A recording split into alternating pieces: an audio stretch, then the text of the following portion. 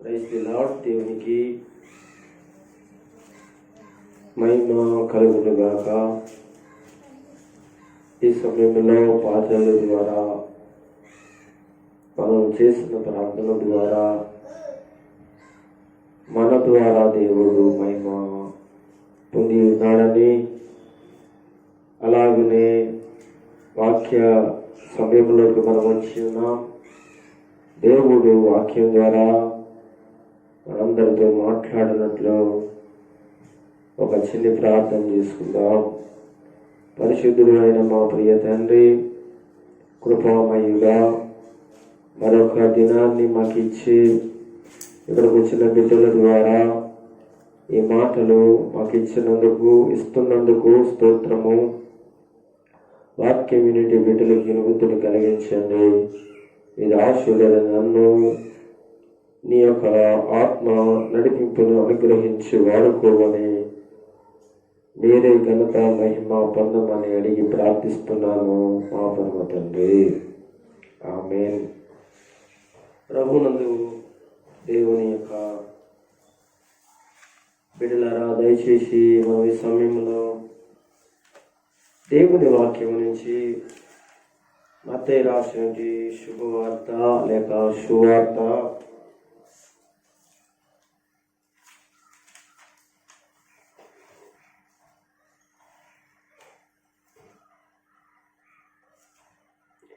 Bible గ్రంథం నుంచి మత్తయి రాసిన సువార్త 2వ అధ్యాయము 8వ వచనం నుండి 11వ వచనం వరకు కూడా చదవండి.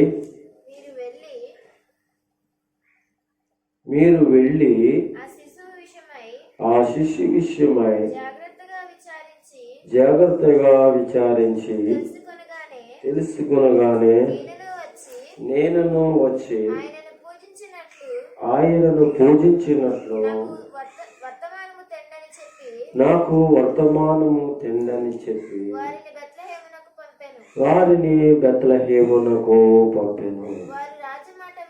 వారు రాజు మాట విని బయలుదేరి పోవుచుండగా, ఇదిగో తూర్పు దేశమున వారు చూచిన నక్షత్రమును ఆ శిశువు ఉండిన చోటికి మీదిగా వచ్చి నిలిచి వరకు వారికి ముందుగా నడిచెను.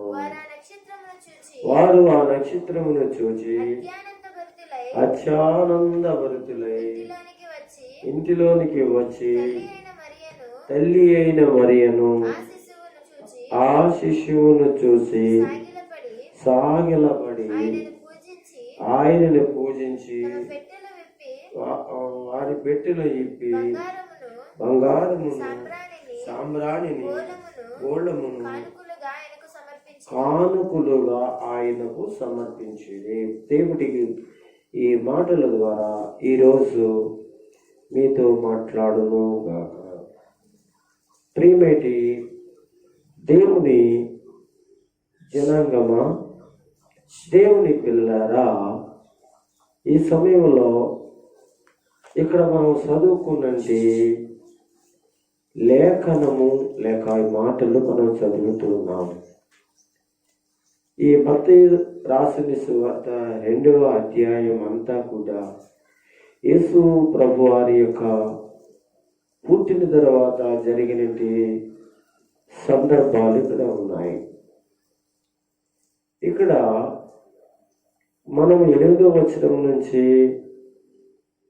సుమారుగా 11వ వచనం వరకు కూడా మనము చూసుకున్నాము, చదువుకున్నాము. అయితే 8వ వచనం స్టార్టింగ్ లో మీరు వెళ్ళి ఆ శిశు విషయమై జాగ్రత్తగా విచారించి తెలుసుకొని అనే విషయం కనపడుతుంది. ఈ మాటలు ఎవరు చెప్పారంటే, రాజు అయిన హేరోదు జ్ఞానులతో చెప్తున్నట్టు మాట, జ్ఞానులతో అంటూ ఉన్న మాట. మీరు వెళ్ళి ఆ శిశువును ఎక్కడున్నాడో తెలుసుకుని నాకు తెలియచేయడి, వర్తమానం చెప్పడి, నేను కూడా వెళ్ళి పూజిస్తాను, ఆరాధిస్తాను అనే విషయాన్ని జ్ఞానులైన వారికి చెప్పినట్లుగా ఇక్కడ రాయబడింది. ఇక్కడ మనం గమనించవలసిన విషయం, ఏరోదు అనేవాడు జ్ఞానులతో చెప్పినప్పుడు తన మనసులో ఏముందంటే, ఆ యేసు అనబడిన శిశువును చంపాలనే ఉద్దేశమే తన హృదయంలో ఉంది. అయితే ఈ జ్ఞానులు యేసు ప్రభువుని లేక ఆ శిష్యును చూడడానికి ముఖ్యమైన కారణం ఏమిటంటే, వారు పరిశోధకులు, వారు ఆకాశంలో భూమిలో ఉన్నది విషయాలను తెలుసుకునే శాస్త్రవేత్తలు. ఈ శాస్త్రవేత్తలు ఆకాశంలో ఉన్న ఒక నక్షత్రాన్ని చూశారు. వారు తూర్పు దేశములలో నుంచి వచ్చినట్టు వారు ఈ నక్షత్రం విషయంలో చాలా ఇంతగానూ అద్భుతంగానూ కనిపించింది. వీళ్ళు గ్రహించింది ఏంటంటే, ఎవరో మొత్తానికి నక్షత్రం కనపడటం వలన భూమి మీద ఒక గొప్ప వ్యక్తి జన్మించాడు, ఒక గొప్ప వ్యక్తి పుట్టాడు అనేటువంటి విషయం తెలుసుకుని వారు ప్రయాణం చేయడానికి సిద్ధపడ్డారు. అయితే ఆ ప్రయాణం చేయడానికి ఈ శిశువు అతి గొప్ప వ్యక్తి అనబడి యేసును చూడడానికి మార్గం అంతటిలో వాళ్ళు నడిపించడానికి ఆకాశంలో నుండి ఈ నక్షత్రం సహాయపడింది. దాని ద్వారా వీళ్ళు ఏం చేశారంటే ప్రయాణం చేసుకుంటూ వచ్చారు. వీళ్ళ ప్రయాణం చాలా సుదీర్ఘమైన ప్రయాణం, చాలా రోజులు, నెలలు పట్టుంటాయి. అయితే వీళ్ళు ప్రయాణం చేసుకుంటూ వచ్చినప్పుడు వీళ్ళ పరిశోధన ప్రకారంగా ఈ నక్షత్రము అనేది యూదులలో పుడతాదని, యూదులలో నుంచే ఒక వ్యక్తి పుడతాడని, ఆయనే నక్షత్రమని లేఖనాల ద్వారా వాళ్ళు తెలుసుకుని వాళ్ళు యోధా దేశానికి రావడం జరిగింది. ఆ యోధా దేశంలో అప్పటికే ఏరోదు అనే ఒక రాజు పరిపాలన చేస్తున్నాడు. అది యెరూషలేము పట్టణం కనుక ఆ పట్టణంలో ఆయన సింహాసనము, ఆయన పరిపాలన యోధా ప్రాంతాలన్నీ కూడా పరిపాలిస్తూ ఉన్నాడు. ఈ జ్ఞానులు అక్కడికి వచ్చారు. వచ్చి మేము తూర్పు దేశం నుంచి వచ్చాము. ఈ 2వ అధ్యాయంలో మొదటి కొన్ని వచనాలలో ఈ విషయాలన్నీ రాయబడతాయి. మేము తూర్పు దేశమున మేము ఒక నక్షత్రమును చూసాము.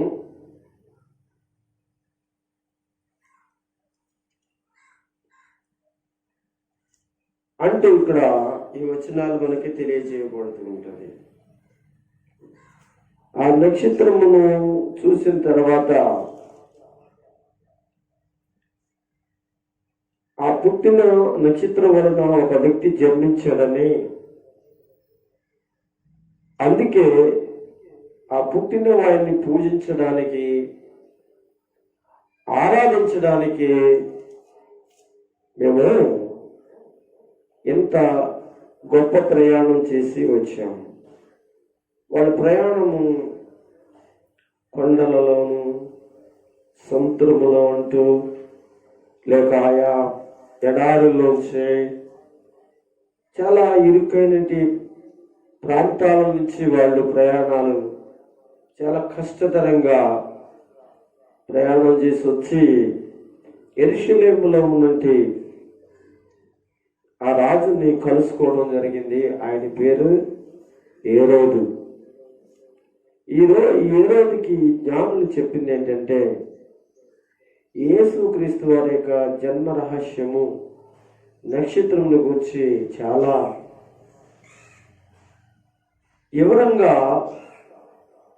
తెలియజేశారు.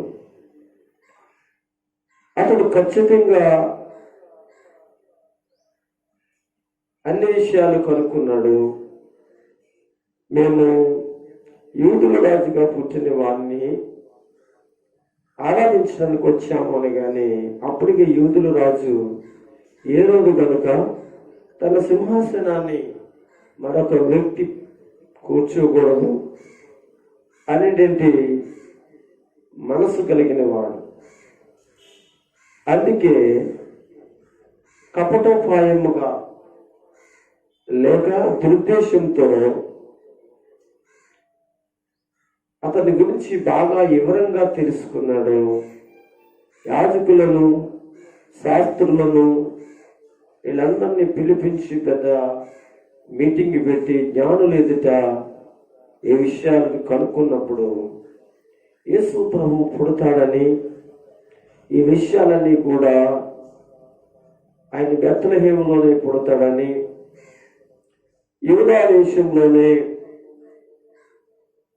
ఆయన జన్మిస్తాడని, ఈ విషయాలన్నీ బాగా తెలుసుకున్నటువంటి పరిస్థితులు మనము ఈ 2వ అధ్యాయంలో మనం చూస్తాం. ప్రియమైన వారలారా, ఈ జ్ఞానులు ప్రయాణాన్ని మనం ఆలోచిస్తున్నప్పుడు ఈ రోజున మనం నేర్చుకోవాల్సిన చక్కటి విషయం, యేసు ప్రభు దగ్గరికి రావడానికి మనందరం కూడా బాధపడుతుంటాము, కష్టపడుతుంటాము, ఏదో సాకులు చెప్తూ ఉంటాము. అయితే ఈ జ్ఞానులు సమయాన్ని ఎంత హెచ్చించారో, ప్రయాణాన్ని ఎంత కొనసాగించారో మనం ఆలోచన చేస్తే యేసయ్య ఎంత ముఖ్యమైన వాడో ఈ లోకములో ఉన్న ప్రజలు లేక ఇక్కడ ఉన్నటువంటి ప్రజలు గుర్తెరిగేటువంటి వారిగా ఉండాలి. అందుకే యేసు ప్రభు దగ్గరికి రావాలి. ఆయన దేవుడని ఆ జ్ఞానులు ఎంత దూరం నుంచి ప్రయాణం చేసి వచ్చి ఆ ప్రయాణంలో ఆయనని పూజించాలని వెనక్కి వెళ్లకుండా రావడం జరిగింది. హేరోదు దగ్గరకు వచ్చినప్పుడు హేరోదు ఇక్కడ ఎవరు పుట్టలేరు అనే విషయాన్ని తెలియజేసినప్పుడు హేరోదుకు కలిగిన భయం ఏమిటి అంటే, తన సింహాసనాన్ని మరొకడు తన యొక్క పరిపాలన మరొకడు తీసుకుని పరిపాలన చేస్తారని భయంతో అతని గురించి విచారణ జరిగింది. అది బెత్లెహేములోనే పుడతాడో అనే విషయం కూడా తేలిపోయింది. ఈ జ్ఞానులను పిలిచి, మీరు బెత్లెహేముకి వెళ్ళండి, అక్కడ ఆయన చూసిన తర్వాత నేను కూడా ఆయనకు కానుకలను, పూజలను చేయులాగున నాకు వర్తమానము తెండి అని పంపించడం జరిగింది. ప్రియమైన వారలారా, వీళ్ళు రాజు దగ్గర నుంచి బయటికి వచ్చి మళ్ళా ప్రయాణాన్ని కొనసాగిస్తుండగా వారు తూర్పు దేశమున ఏ నక్షత్రాన్ని అయితే చూసారో అదే నక్షత్రము వారు బయటికి రాగానే వారికి కనిపించినట్లు మనం చదువుకున్నాం. నేను చెప్పేది ఏంటంటే, ఈ జ్ఞానులను నడిపించింది, తీసుకొచ్చింది, తీసుకుని సిద్ధపరిచింది ఆ నక్షత్రం. వీళ్ళు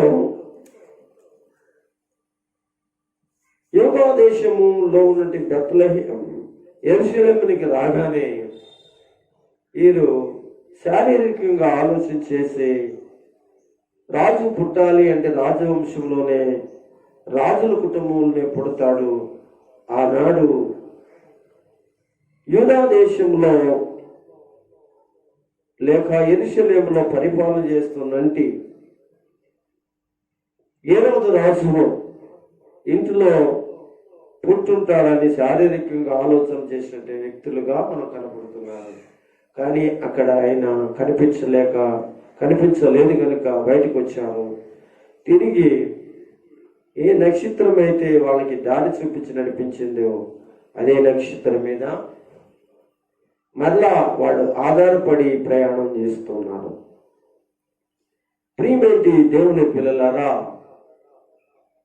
దేవుడు తన మార్గాన్ని నడిపించడానికి, తన దగ్గరికి నడిపించడానికి ఒక నక్షత్రాన్ని, తన మార్గంలో నడవడానికి, తన దగ్గరికి నడవడానికి ఏ నక్షత్రాన్ని అయితే ఆయన ఉంచాడో ఆ నక్షత్రము వారింటి చోటికి తీసుకెళ్ళినట్లుగా మనము చూస్తూ ఉన్నాం. అయితే ఈ రోజున క్రైస్తవ సమాజమే కాదు కానీ లోకంలో ఉన్న ప్రతి ఒక్కరూ కూడా యేసు ప్రభు దగ్గరికి నడిపించడానికి, యేసు ప్రభు దగ్గరికి సిద్ధపరచడానికి, యేసును ఆరాధించడానికి, మనను నడిపించడానికి ఎవరు సహాయపడాలి అని అంటే పరిశుద్ధాత్మ దేవుడు. పరిశుద్ధాత్మ దేవుడే మనల్ని ఎక్కడికి నడిపిస్తాడంటే యేసు ప్రభు పాదాల దగ్గరికి నడిపిస్తాడు. పరిశుద్ధాత్ముడే మనము ఎలా ఉన్నామో ఆయన మాట్లాడుతాడు. తన సేవకుల ద్వారా, బైబిల్లోని వాక్యము ద్వారా ఆయన మాట్లాడి యేసు ప్రభు దగ్గరికి నడిపించడానికి పరిశుద్ధాత్ముడు ఎంతో సహాయపడతాడు. అందుకే కూడి వచ్చినట్టు ఎవరైనా వాక్యం వింటడం, ఎవరైనా ఏ ప్రాంతంలో, ఏ చోటులో, ఎక్కడైనా కానీ పరిశుద్ధాత్మ దేవుని సహాయంతో యేసు ప్రభు దగ్గరికి వెళ్ళగలుగుతామని, మన పాపములను ఒప్పుకుని ఆయన రక్తంలో కడగబడతామని బైబిల్ మనకి ఎంతగానో బోధిస్తుంది. ఈ జ్ఞానులు దేవుని పిల్లలారా మళ్ళా ప్రయాణాన్ని కొనసాగించి వారి ప్రయాణం చేసుకుంటూ బయలుదేరారు. వాళ్ళు బయలుదేరుతున్నటువంటి ప్రయాణంలో వారు బెత్లెహేము వెళ్ళుండొచ్చు, ఆ చుట్టుపక్కల ప్రాంతాలన్నీ కూడా చూసుండొచ్చు. ఈ నక్షత్రంను చూసుకుంటూ వెళుతుండగా ఈ నక్షత్రము ద్వారా వారి ప్రయాణమైనటి గ్రామము, చోటు నజరేతు అనే విషయము మనకి చెప్పబడుతుంది. అందుకే ఒక మాట మనం చదువుకుందాం. లూకా రాసినటువంటి సువార్తలో, లూకా రాసినటువంటి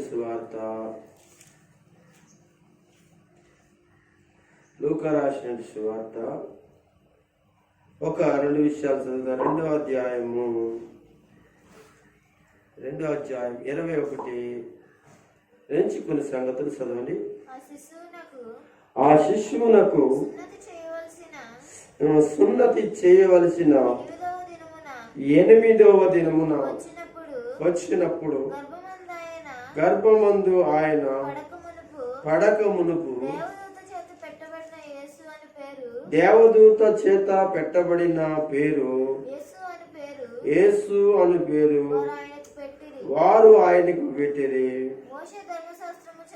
మోషే ధర్మశాస్త్రము చప్పున వారు శుద్ధి చేసుకుని దినములు గడిచినప్పుడు ప్రతి తొలుచూలు మగపిల్ల ప్రభువునకు ప్రతిష్ఠింపవలెను అని ప్రభు ధర్మశాస్త్రముందు రాయబడినట్లు ఆయన్ను ప్రభువునకు ప్రతిష్ఠించుటకు ప్రభు ధర్మశాస్త్రముందు చెప్పబడినట్లు గువ్వల జతలను 2 పావురపు పిల్లలను బలిగా అర్పించుటకు వారు ఆయనకు యెరూషలేమునకు తీసుకుని పోయిరి. చాలండి.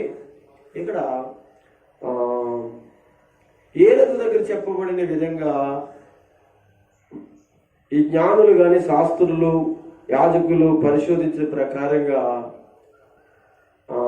బెత్లెహేములోనే పుడతాడు అనే విషయం మనం చదువుకున్నాక యేసు ప్రభు పుట్టాడు బెత్లెహేములోనే. ఆ పుట్టిన పిమ్మట 8వ దినమున వీళ్ళు ఏం చేశారంటే యెరూషలేము దేవాలయానికి ఈ యొక్క మరియా యేసోబులు ఈ శిష్యువైన యేసు ప్రభుని యూదుల ధర్మశాస్త్ర ప్రకారంగా మగపిల్లలైన ఆడపిల్లలైనను 8వ దినమున లేక మగపిల్లవాడిని ఆడపిల్లలు ఎంత టైం అని ఉంటుంది. ఏం చేయాలంటే దేవుని యొక్క ధర్మశాస్త్ర ప్రకారంగా దేవాలయాన్ని తీసుకుని వెళ్ళి మగపిల్లలకి ఏంటంటే సున్నతి చేయించడం జరుగుతూ ఉన్నాయి. అయితే ఎలాగ వీళ్ళు బెత్లెహేముకు వచ్చారు? అక్కడ ప్రసవ దినాల్లో ఆవిడ ప్రసవించింది, మగ శిశువేనండి పుట్టాడు. అక్కడ 8 దినముల తర్వాత వాళ్ళు తిరిగి మరలా తన సొంత గ్రామం అయినంటి నజరేతునకు వెళ్ళటానికి సిద్ధపడుతున్నప్పుడు అక్కడే ఉన్నారు కనుక దేవుని ఆలయము యెరూషలేము ఉంది కనుక యూదులందరూ కూడా ఇశ్రాయేలీలు గాని యూదులు గాని యెరూషలేములోనే వారి దేవుని ధర్మశాస్త్ర ప్రకారంగా వారు చేయవలసిన కార్యక్రమాలన్నీ కూడా దేవుని మందిరంలో కనుక దేవునికి మందిరానికి దగ్గరగా ఉన్నారు కనుక కార్యక్రమాన్ని అంతటిని చూసుకుని వెళ్ళడానికి వచ్చినట్లుగా మనం చూస్తాం. అయితే చూసుకుని ఇదంతా అయిపోయిన తర్వాత ఇక్కడ మనకి 39వ వచనంలో మాట ఉంటుంది.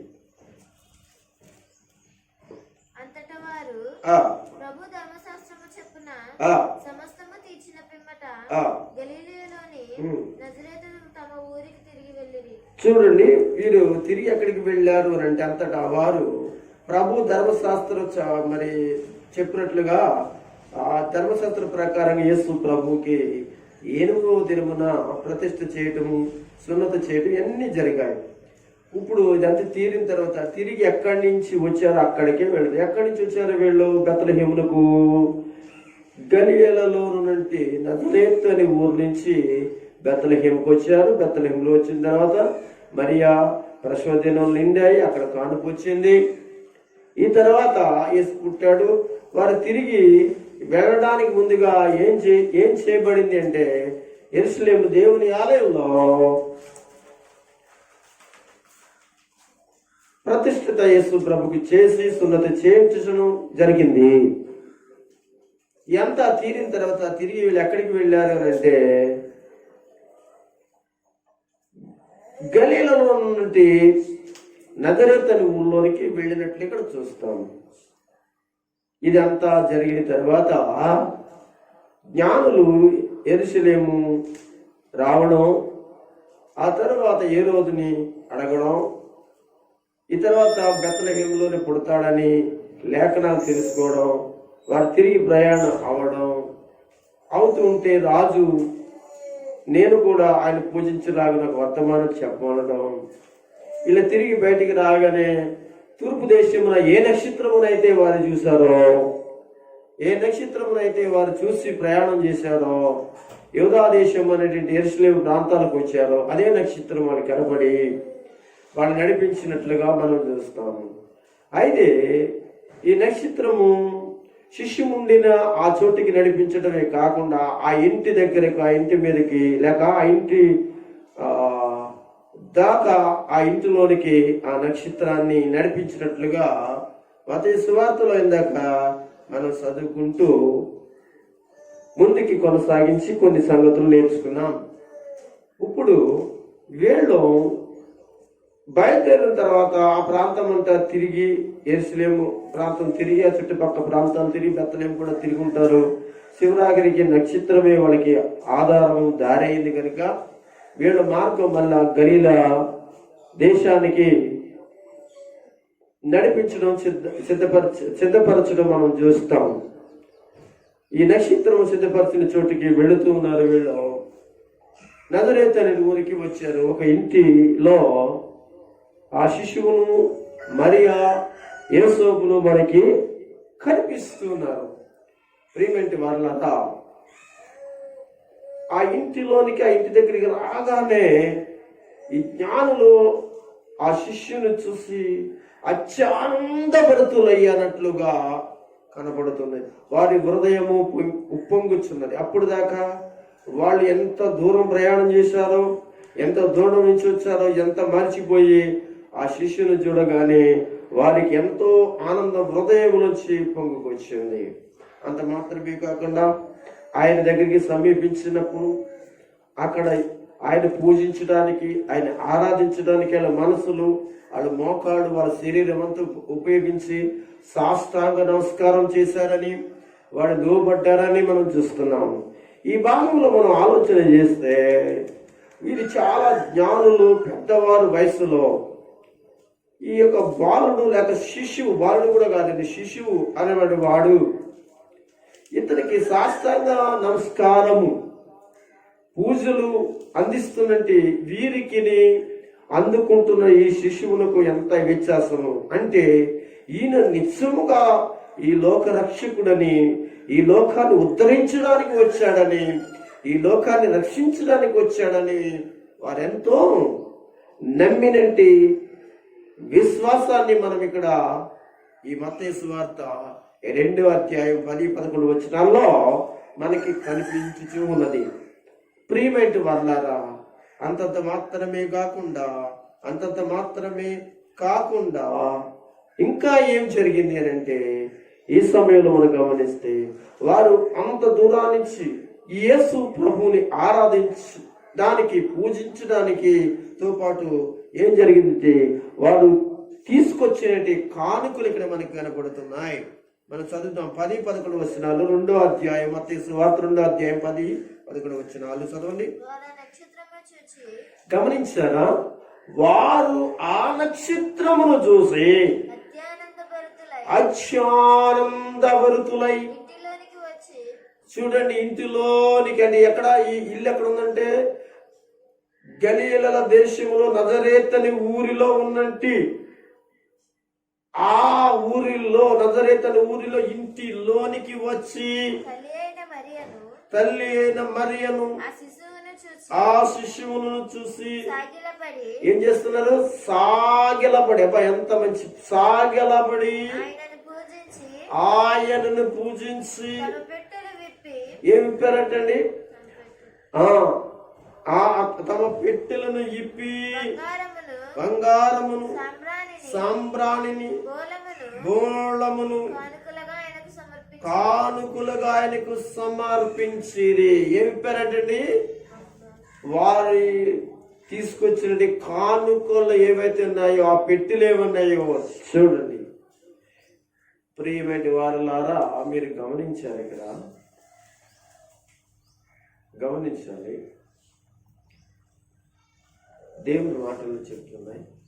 వారి పెట్టెలు ఇప్పి, దానికంటే ముఖ్యంగా వాళ్ళు యేసు ప్రభు దగ్గరికి వచ్చినప్పుడు వాళ్ళ హృదయాలను ఇప్పారు. మొదటిగా దేవునికి వారి ఇచ్చినటువంటి ప్రాధాన్యత ఏంటంటే వారి హృదయాలను ఇప్పారు. హృదయం అనేటువంటి వారి పెట్టెలను ఇప్పారు. ఆయన ఆరాధించడానికి, పూజించడానికి, ఆయన పరిశుద్ధుడని, లేక దేవుడని, రక్షకుడని ఈ లోకాన్ని ఉద్ధరించడానికి, ఈ లోకాన్ని రక్షించడానికి వచ్చారని వారు సంపూర్ణమైన విశ్వాసంతో వారి హృదయములు నింపి ఆయనకి సాగిలపడి పూజల చేయటమే కాకుండా వారు తీసుకొచ్చిన కానుకలను గూర్చి మనం చూస్తాం. వారు తీసుకొచ్చినటువంటి కానుకలను మనం గమనిస్తే బంగారు, సాంబ్రాణి, బోళము అనేటువంటి మూడింటిని తీసుకొచ్చినట్లుగా 3 కానుకలను సమర్పించినట్లుగా చూస్తాం. ప్రియమైన వారలారా, ఈ 3 రకాల యొక్క కానుకలు యేసు ప్రభు వారి జీవితంలో నెరవేరబోతున్న గొప్ప విషయాలను మనకి నేర్పిస్తున్నాయి. ఆయన చేయబోతున్న ఒక గొప్ప త్యాగాన్ని మనకి గుర్తుగా ఇక్కడ ముందుగానే ఈ జ్ఞానుల ద్వారా దేవుడు బయలుపరుస్తున్నాడు. వీరు తీసుకొచ్చినట్టు కానుకలలో మొదటిది ఏమిటి అంటే బంగారు. ఈ బంగారము ఎవరికి సమర్పించాలనుకున్నారు, ఇవ్వాలనుకున్నారు అనంటే శిశువు అనబడిన యేసు ప్రభు వారికి మొదటిగా పూజించి ఆరాధించి సాష్టాంగ నమస్కారము పెట్టి ఆ బంగారు తీసుకొచ్చి ఇచ్చినట్లుగా చూస్తాం. అసలు బంగారు అనేది భూమి మీద గాని పరలోకములో గాని ఎంతో ఉన్నతమైనది. బంగారము లోహాలన్నిటిలో కూడా హెచ్చింపబడింది, ఉన్నతమైనది బంగారం. ఈ బంగారము అనేది తీసుకొచ్చినప్పుడు యేసు అంటే ఈ శిశువు ఈ లోకములో గాని పరలోకములో గాని ఉన్నతమైన వాడనియు, అసలు ఎన్న దగిన వాడనియు, గొప్పవాడనియు, బంగారము ఎలాంటి ఇలువ కలిగి ఉందో అలాంటి ఉన్నతమైన ఇలువ కలిగిన వాడనియు. ఒక మాటలో చెప్పాలంటే లోహాలన్నిటిలో లేక ఇది బంగారు రాజు అన్నమాట. ఎండికి మనము ఇలువ, రాగి, ఎత్తడి, చెక్క, ఇలాగా మట్టి, ఇలాంటి ఎన్నో ఉన్నాయి. వీటన్నిటికీ మనం ఇలువ ఇవ్వలేము, కానీ బంగారమునకు విలువ అంటే అన్నిటిలో ఏంటండి అది రాజు లాంటిది. అంతేకాకుండా ఈ బంగారు అనేది పాత నిబంధన కాలంలో దేవుని గుడారాలలో దేవుని యొక్క పరికరాల కొరకై ఆయా రీతులుగా ఉపయోగించబడింది. ఏమండి, మందసము చూసినా, బలిపీఠము చూసినా, ఇలాగా ఇవన్నీ కూడా బంగారు పూతతో పూత వేయబడినవి. అంటే ఒక మాటలో చెప్పాలంటే యేసు దగ్గరికి తీసుకొచ్చిన ఈ బంగారు ఏంటి అంటే యేసు అనే ఈ శిశువు ఏమండి ఆయన దేవుడని, దైవత్వము కలిగిన వాడని బంగారం మనకు తెలియజేస్తుంది. దేవుడనియు, ఆయన దైవత్వం అనియు, ఆయన పరిశుద్ధ జీవితము కలిగిన వాడని. బంగారము పరిశుద్ధతకు గుర్తుగా ఉంది కనుక ఆయన పరిశుద్ధ జీవితం కలిగిన వాడనియు, ఆయన పవిత్రుడనియు ఈ బంగారం మనకి గుర్తు చేస్తూ ఉంది. గనుక యేసయ్యను పూజించడానికి వచ్చిన ఈ జ్ఞానులు తీసుకొచ్చినంటి ఈ బంగారు యేసు ప్రభువుకి ఎలాగంటే గుర్తుగా, ముంగుర్తుగా మనము చూస్తూ ఉన్నాము. ప్రియమైన దేవుని పిల్లలారా,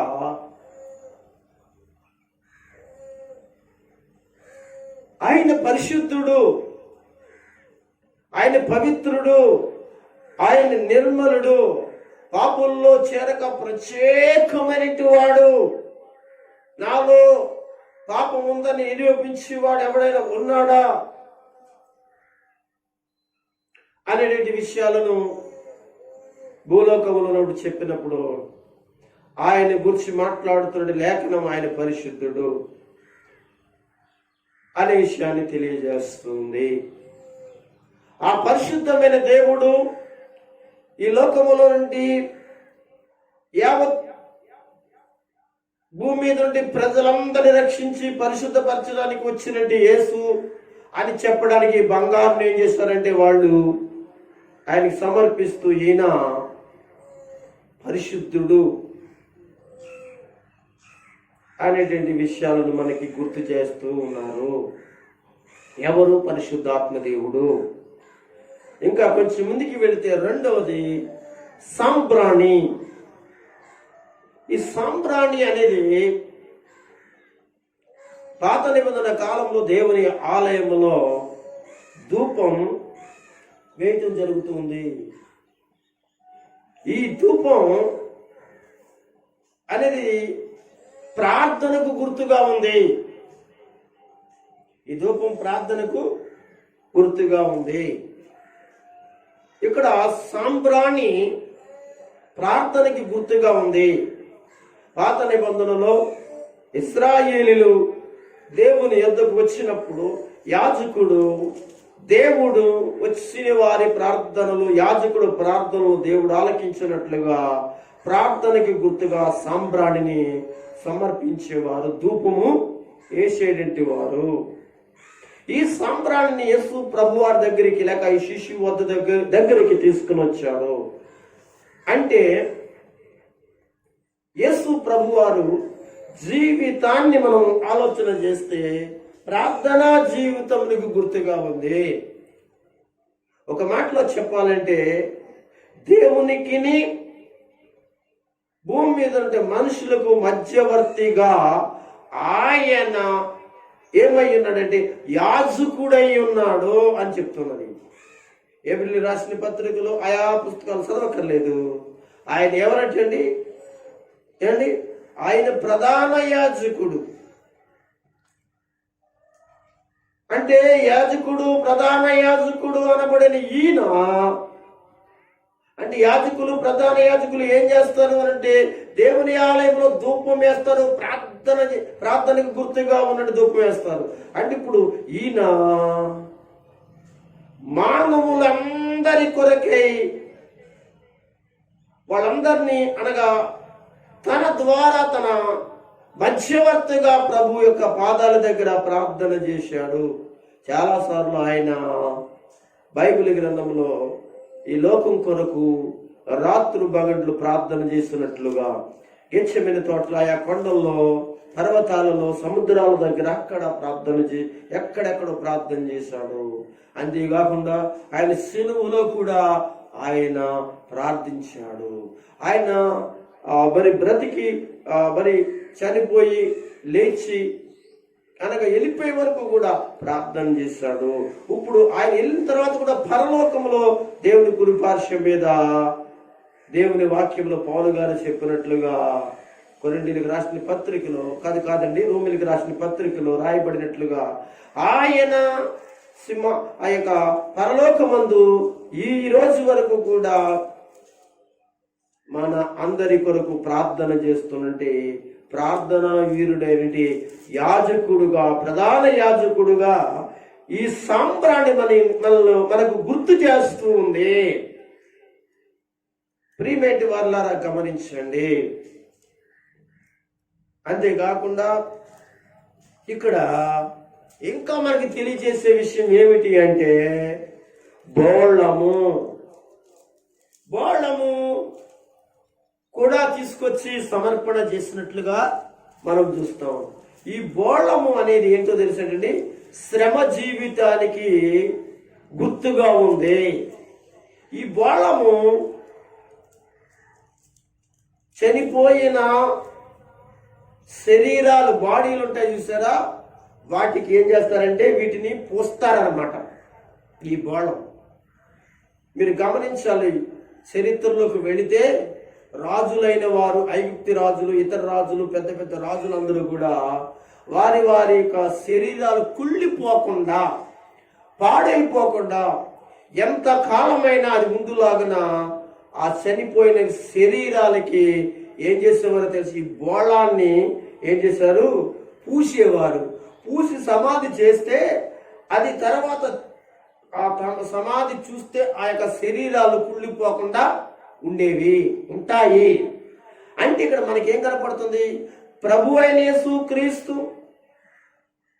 తాను చనిపోయినను సజీవుడుగా లెవిస్తాడు.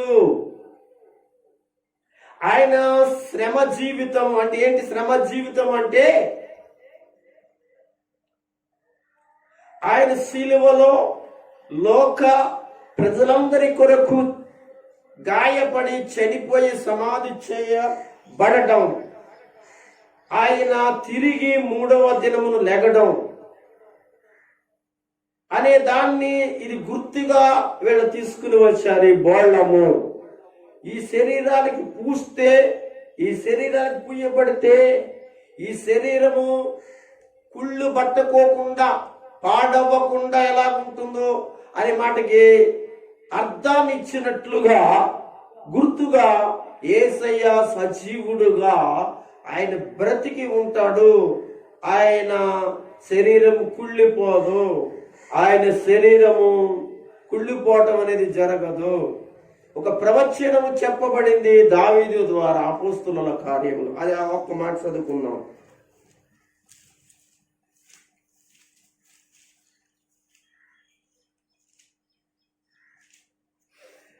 2వ అధ్యాయము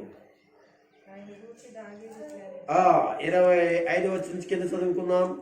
ఆయనను గురించి దావీదు ఇట్లా అన్నాడు, ప్రవచించాడు. ఎవరి గురించి? యేసు ప్రభుని గురించి. నేను ఎల్లప్పుడూ నా ఎదుట నా ప్రభువును చూచుచుంటిని. ఆయన నా కుడి పార్శ్వం మీద ఉన్నాడు గనుక నేను కదల్చబడను.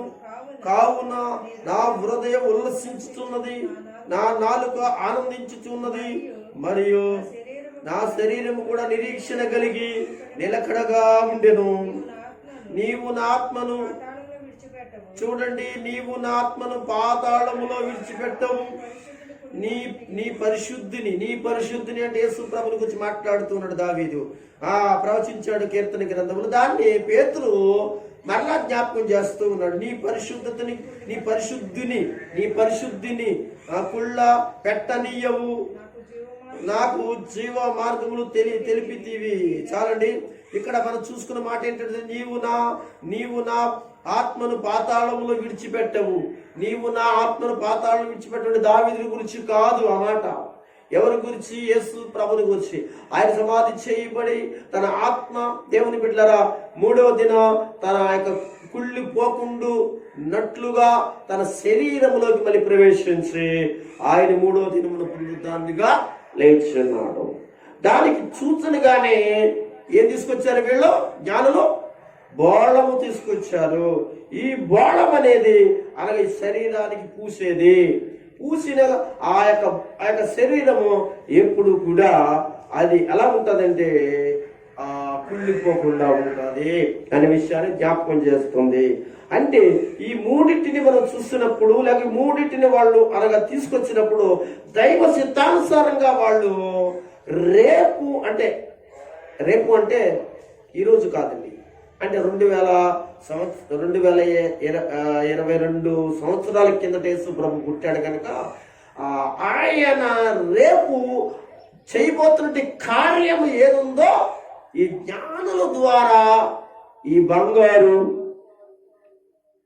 సాంబ్రాణి ఈ బోళము ద్వారా మన మనోనేత్రాలు వెలిగించి మన ప్రభు అయిన యేసుక్రీస్తు దగ్గరికి నడిపించడానికి ఆయన పరలోకమునికి భూలోకమునికి ఆయన చేయబోతున్నది గొప్ప అద్భుతమైన త్యాగాన్ని గురించి ఆయన చేయబోతున్న గొప్ప విమోచనని గురించి వీటి ద్వారా బంగారు సాంబ్రాణి బోళముల ద్వారా ఎంతో గొప్ప పాఠాన్ని పరిశుద్ధాత్మ ద్వారా మనకి తెలియజేస్తున్నాడు.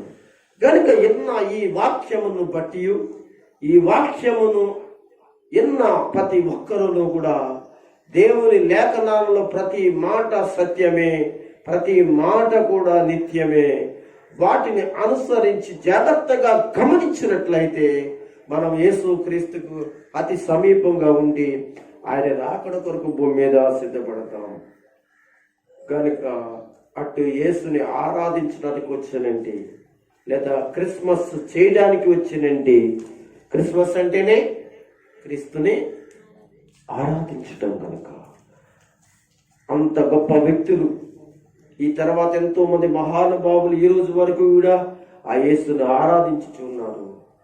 వాక్యం ఉన్న ప్రతి ఒక్కరు కూడా యేసుని ఆరాధించండి, యేసు రక్తంలో కడగబడండి, ఆయన రాకడ కొరకు సిద్ధపడండి. ప్రభు ఈ వాక్యమైన మీ అందరి జీవితాల్లో రక్షణ, మారు మనసు ప్రభు ఇచ్చి నడిపించును గాక. దేవుని మాటలు తేల్చును గాక. చిన్న ప్రార్థన చేసుకుందాం.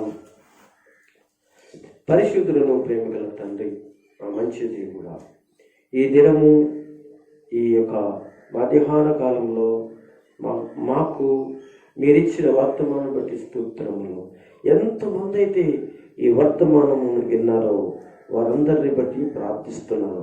ప్రతి ఒక్కరూ కూడా తండ్రి ఈ వర్తమానమును వారి జీవితంలో ఆశీర్వాదకరంగా, రక్షణకరంగా చేయండి ప్రభువా. యూట్యూబ్ ద్వారా ఎంతమంది అయితే ఈ వాక్యం వినిస్తున్నారో వారందరికీ కూడా ఎలుగులోనికి నడిపించు స్వామి. నీ దీవెన, రక్షణ భూలోక ప్రజలు పొందినట్లుగా సహాయం ఇచ్చేయమని, ఈ వాక్య పరిచర్య చేస్తుంటే మీ దీనదాసుని ఇంకను బలముగా వాడుకోమని తండ్రి, ఈ మాటలు అనేక ప్రాంత ప్రజలకు ఆశీర్వాదకరంగా, రక్షణకరంగా ఉంటున్నట్లుగా యేసు ఘనమైన నామమున అడిగి ప్రార్థిస్తున్నాను నా పరమ తండ్రి. ఆమేన్. ఆమేన్. అందరికీ వందనాలు.